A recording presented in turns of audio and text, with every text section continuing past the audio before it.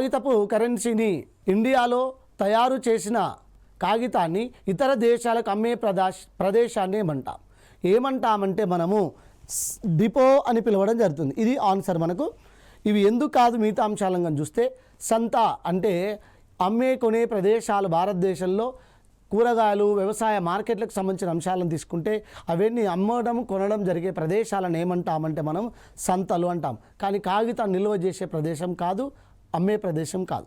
Right. అలాగే సరాటాలు అంటే సరాయిలు అంటే ఇవి కూడా మార్కెట్లు అన్నమాట. ప్రాచ్య మధ్యయుగ కాలంలో వీటిని మార్కెట్లుగా పిలుస్తారు. ఇక్కడ కూడా అమ్మడం కొనుగోలు చేయడం అనే ప్రదేశాలుగా పిలవడం జరుగుతుంది. కాబట్టి ఇది కూడా మనకు కాదు.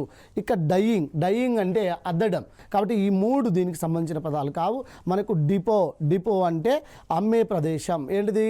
కాగితాన్ని ఇతర దేశాలకు అమ్మే ప్రదేశం ఏదైతే ఉందో దాన్ని మనము డిపో అనే పేరుతో పిలుస్తారు.